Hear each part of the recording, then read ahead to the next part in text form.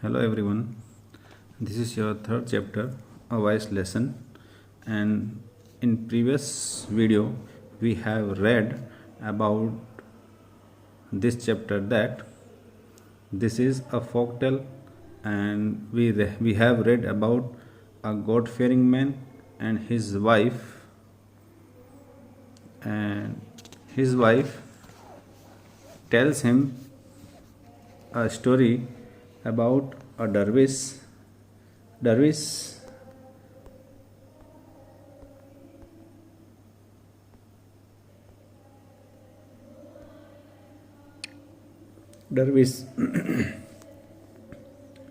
dervish means फ़कीर।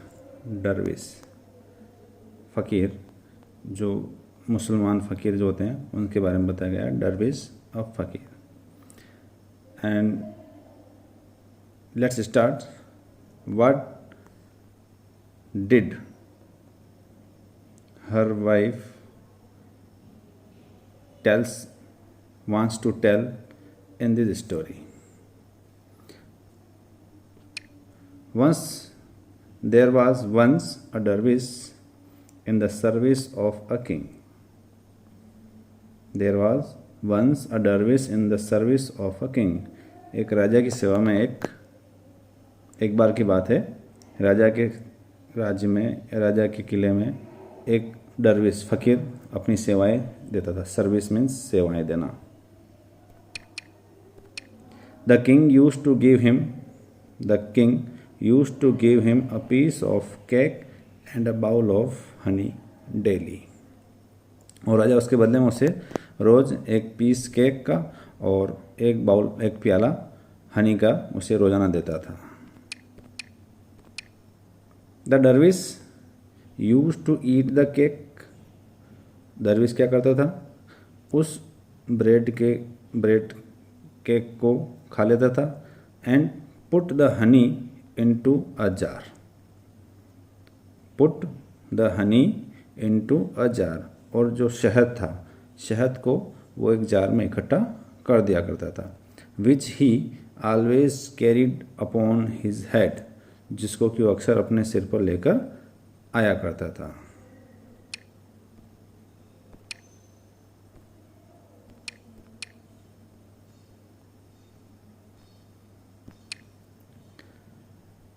Honey, however, in those days was very expensive.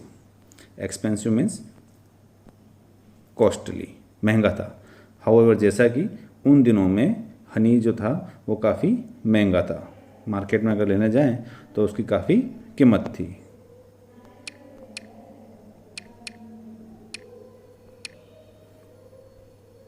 One day the Darwish noticing that his jar was nearly full. एक दिन दरविश ने देखा, noticing means देखना, पता लगाना, that his jar was nearly full, कि उसका जो जार था, हनी को रोज़ जिस प्रकार से उसके अंदर डालता था वह करीब करीब भरने आ गया था। ऊपर तक उसका लेवल आ चुका था, भरने आया था वो।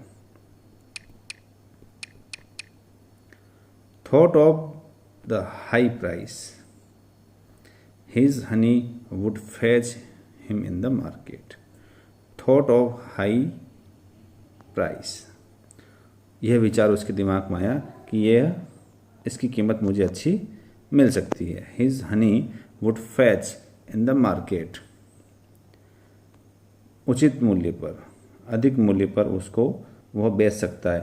Thought of the high price his Honey would fetch in the market, कि वह अगर मार्केट में जाएगा तो वह इसके बदले में बहुत अच्छा पैसा उससे प्राप्त कर सकता है।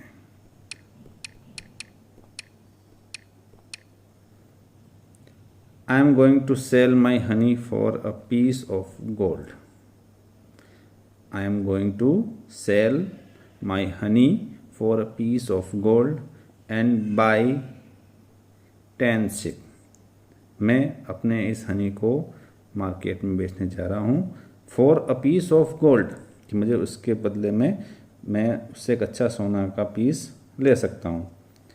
एंड और उस गोल्ड से बाय 10 शिप, और मैं उस गोल्ड से क्या कर सकता हूँ, उस गोल्ड के कॉइन से या सिक्के से, जो भी पीस है उससे मैं, एंड बाय 10 शिप, उससे मैं 10 भेड़ें खरीद सकता हूँ।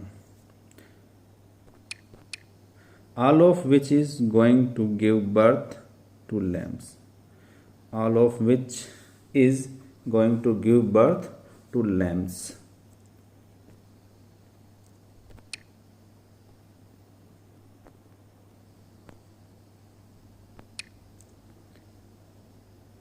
birth of lambs, so that in the course of 1 year, ताकि एक साल के पीरियड के अंदर ही, in the course of 1 year, एक साल का जो चक्र है, 1 year का जो टाइम है, I am going to have 20 ship, तो उनके बच्चे होने से क्या होगा, मेरे पास 10 शिप की 20 भेड़ें बन जाएंगी।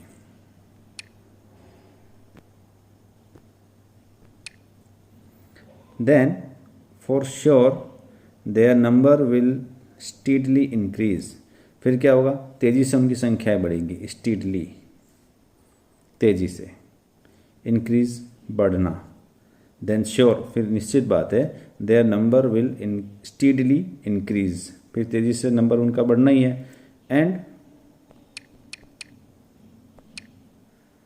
in 4 years, और 4 वर्ष के अंदर ही, and in 4 years I shall be the owner of 400 sheep, तो मैं फिर क्या हो जाऊंगा, 400 भेड़ों का मालिक बन जाऊंगा।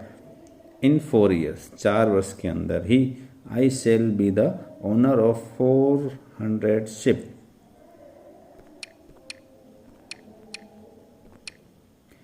I shall then buy a cow, तब मैं क्या करूंगा, उन भेड़ों को देकर, I shall buy a cow and an ox, एक गाय भी खरीदूंगा और एक बैल भी खरीदूंगा, and acquired a piece of land, और एक अच्छी सी ज़मीन भी मैं प्राप्त कर लूँगा।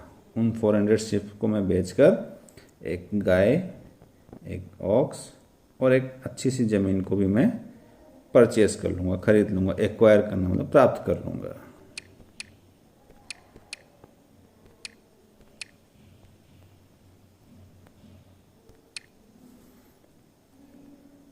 My cow will give birth to calves, my cow will give birth to calves, गाय के बच्चों को हम क्या कहते हैं, calves, गाय के बच्चों को हम क्या कहते हैं, calves। My cow will give birth to cows, the ox will be useful to me in plowing my land, और ऑक्स बैल क्या करेंगे, मेरे खेतों को, मेरी लैंड को प्लो मतलब जोतना, उनको जोतने से फसल पैदा कर सकता हूँ मैं।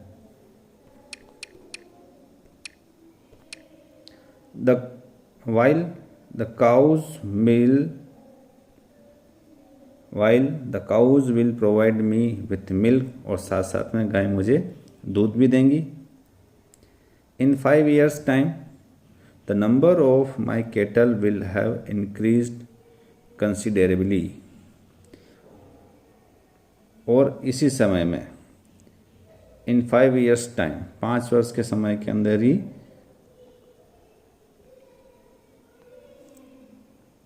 बड़े पैमाने पर, कंसिडरेबली मीन्स बड़े पैमाने पर, the number of my cattle, मेरे मवेशियों की संख्या, विल हैव इंक्रीज्ड, बढ़ चुकी होगी, विल हैव इंक्रीज्ड, 5 वर्ष के समय के अंदर ही क्या हो चुका होगा कि मेरे मवेशियों की, कैटल मीन्स मवेशियों की संख्या बड़े पैमाने पर बढ़ चुकी होगी।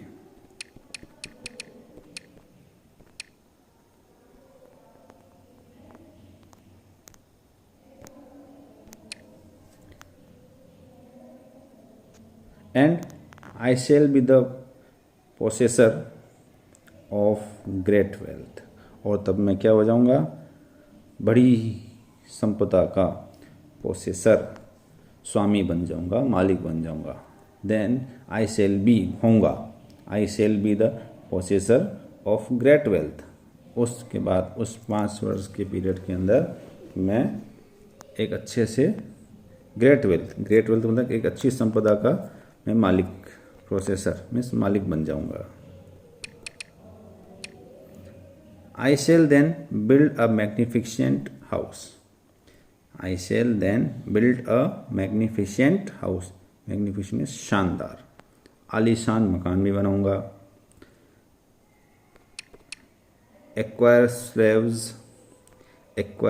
स्लेव्स जिसके अंदर, उस मकान के अंदर नौकर भी होंगे, एंड मेड सर्वेंट नौकरानियाँ भी होंगी, and marry a beautiful women of noble descent. Descent means वंश, एक अच्छे वंश की महिला से, उच्च खानदान। नोबल डिसेंट मीन्स अच्छे वंश की महिला से मैं शादी भी कर लूँगा। She will bear me a सन। वो मुझे एक बेटे को जन्म देगी।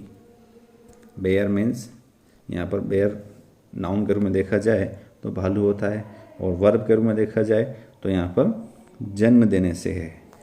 She will bear me a son. A son a robust and beautiful child. हट्टा कट्टा, रोबस्ट मजबूत, एंड ब्यूटीफुल खूबसूरत बच्चा भी मुझे वो जन्म देगी।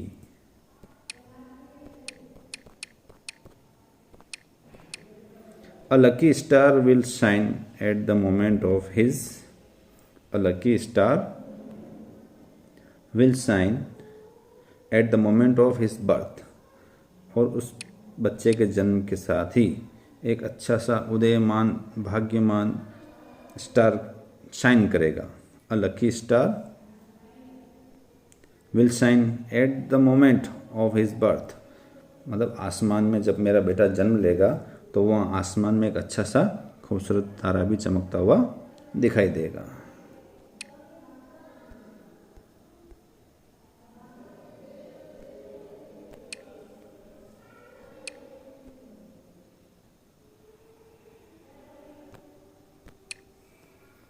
And he will be happy and blessed. और वो स्टार क्या करेगा?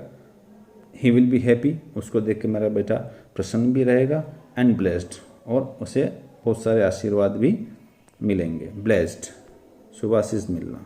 And bring honour to my name after my death. वो मेरा बेटा क्या करेगा? Bring honour to my name, मेरे नाम को प्रसिद्धि दिलाएगा। आफ्टर माई डेथ, मेरी मृत्यु के बाद मेरे नाम को, मेरे वंश को वो आगे बढ़ाएगा।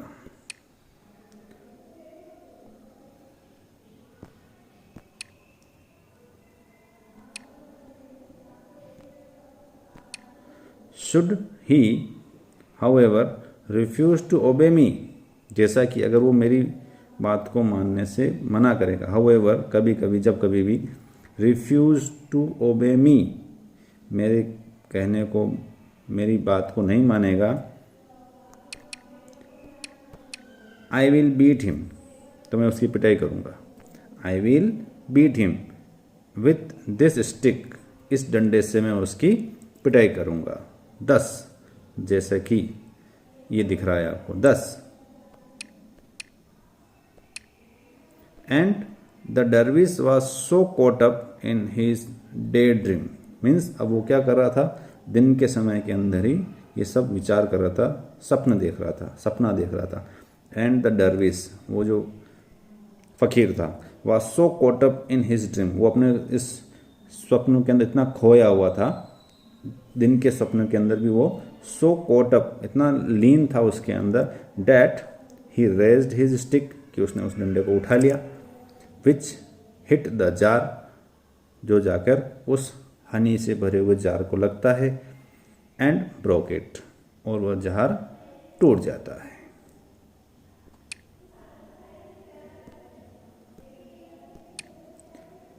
The jar of honey along with his day dreams was lost, और उसके साथ साथ ही उसके हनी के वो जो जार फूटता है, टूट जाता है।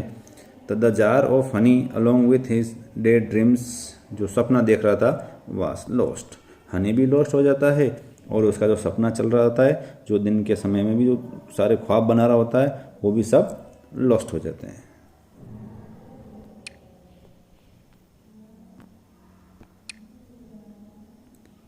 I have told you the story, continued the wife of the pious man.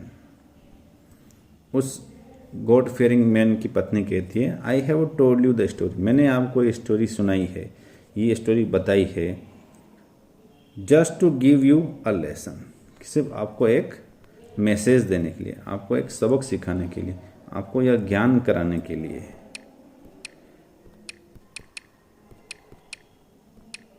Just to give you a lesson that it is not wise, कि ये अच्छी बात नहीं है, ये बुद्धिपूर्ण बात नहीं है, बुद्धिमत्तापूर्ण बात नहीं है, टू स्पीक ऑफ थिंग्स, उन चीज़ों के बारे में बात करना, डेट आर अनसर्टेन, जो कि अनिश्चित हैं, जिन्हें हम जानते नहीं, जो हमारे सामने कोई घटित हुआ नहीं, उनके बारे में ऐसी बातें करना, इस प्रकार की मूर्खतापूर्ण बातें करना अच्छी बात नहीं है।